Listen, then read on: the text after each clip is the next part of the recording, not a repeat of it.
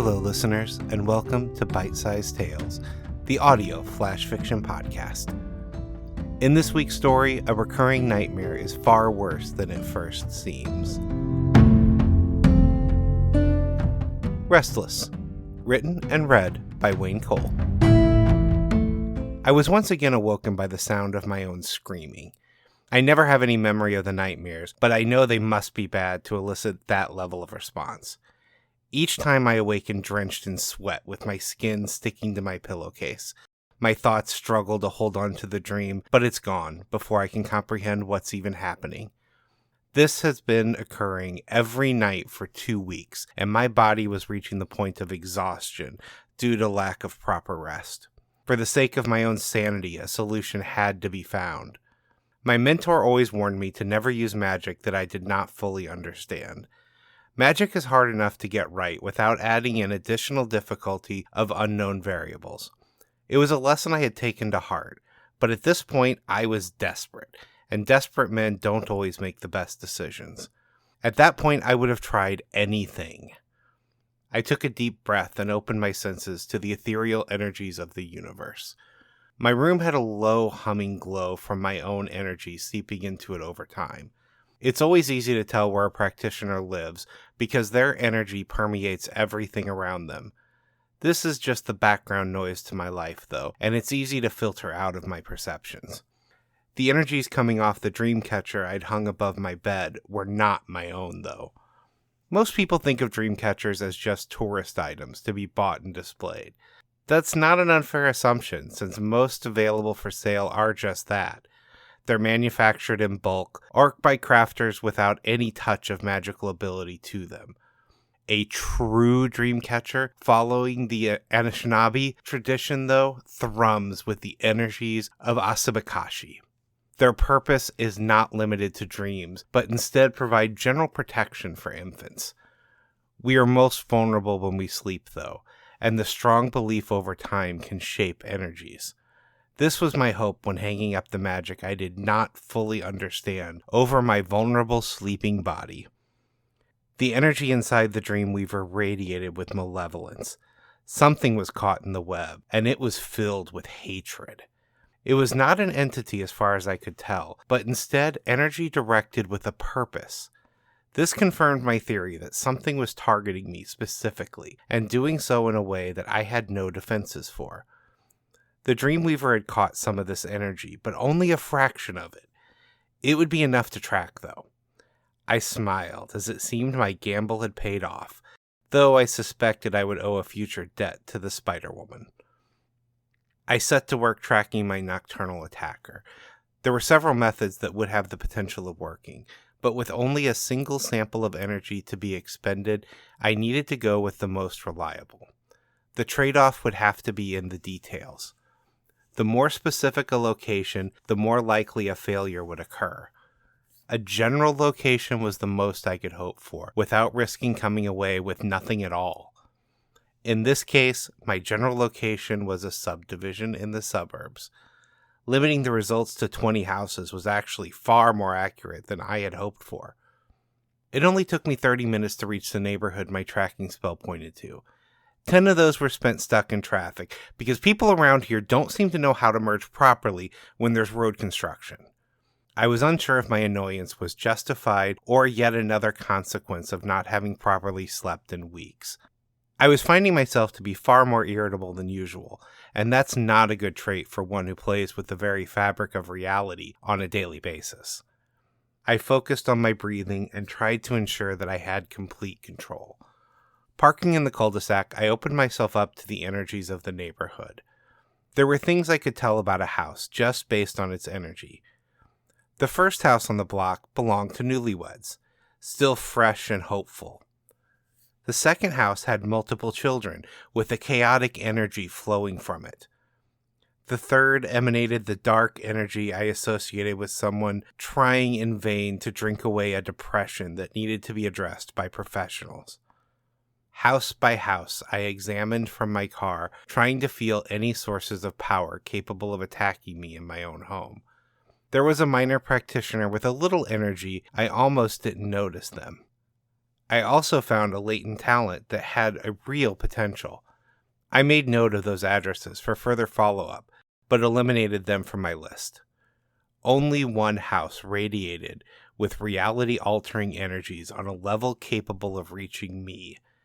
I shuddered involuntarily as I felt the energies turn towards me. The owner of the house knew I was here. A wise man would have taken down the address, done research on who lived there, tried to determine who my enemy was before moving forward. On a better day, I might have been that wise man, but on that day, I was a tired man. I got out of my car and approached the house directly. It is never wise to confront someone in their own home where they're at the height of their power. At that point, I just didn't care. I needed this to be over, one way or another. My knocks on the door were not soft.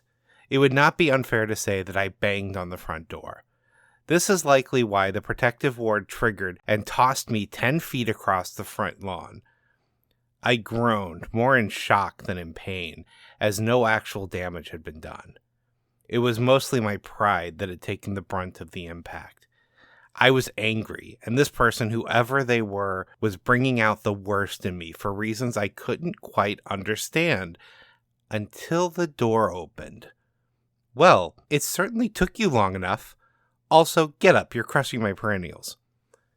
It was a voice I could never mistake, but my eyes still went wide at seeing her. There, in the doorway, was my ex-wife, Evelyn. To say our marriage did not end amicably would be a bit of an understatement. I was responsible for her brother's death when he started down a dark path, and she had tried to sacrifice me to an ancient being to bring him back to life. In case you were wondering, that all fits nicely under irreconcilable differences on paperwork if you don't elaborate for the court. It suddenly all made sense to me. My home should be a magical fortress with only the most powerful of beings being able to bypass it. She was powerful, but not at that level. In her case, she just knew how I thought and how my protections worked. I had tried to create new defenses since the divorce, but if you really know someone, it isn't that hard to figure out ways past them. No one knew me better than she did, but also, no one could hurt me like her. Despite everything, I still had a weakness where she was concerned. I still thought maybe I could save her and bring her back from the path she was on. This is petty even for you. There was no trace of affection in my words. Only those you truly care about can bring out the worst in you. Well, how else was I going to get your attention? You could have tried calling. She smiled at me, seeming to enjoy my frustration. To do that, I would have to unblock you, and that's not going to happen. Now get up and get in here. As much as I hate to admit it, I need your help. Our son has gotten himself into serious trouble. Our what? As I said the words, she waved her hand and chanted a few words of Latin. Memories came rushing back to me. We had a child, a boy named William. He should be 13 right now, but I hadn't seen him since he was 8. During our divorce, she drugged me and spent a week layering spell after spell on top of me to lock away all memories of him. I never fought for custody because I didn't know he existed. She had been shaping him on her own for the last 5 years, and he had enough raw power to rival my own before even starting to train. She must have seen the look of revulsion on my face. Yes, I'm a horrible, evil person. Now let's put all that aside and figure out how we're going to free our son from a demonic pact he's agreed to. Unlike me, he did not negotiate a good deal. The fact that she thought she had gotten the better of a demon said more about her than anything else.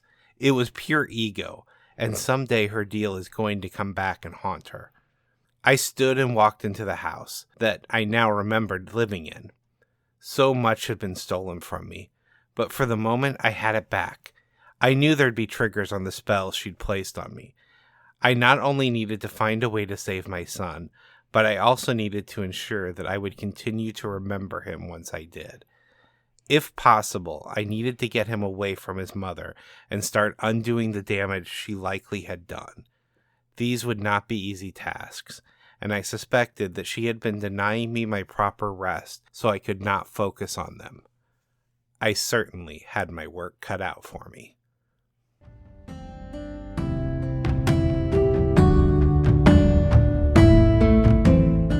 And now a word from our author. This is the story that keeps coming back to haunt me. In my recent story pitch meeting, the main character talks about a book series where he's written himself into a corner and he doesn't know if he can be capable of writing the novel. I mentioned in my author's note for that it was some of myself leaking into the story. Well, this is the story that inspired that. I wrote this story and with that ending set up a novel that I'm not personally sure I'm capable of pulling off. It is something I keep putting off because of self-doubt, but it's also a story I have a strong desire to tell. I keep coming back to that character, and I've written 5 different flash fictions around this one character, fleshing out his world and himself, but I never go further than this story. They're all prequels, because I need to know how this is going to turn out. And now that you've been cliffhangered, I hope you too look forward to me someday finishing this story.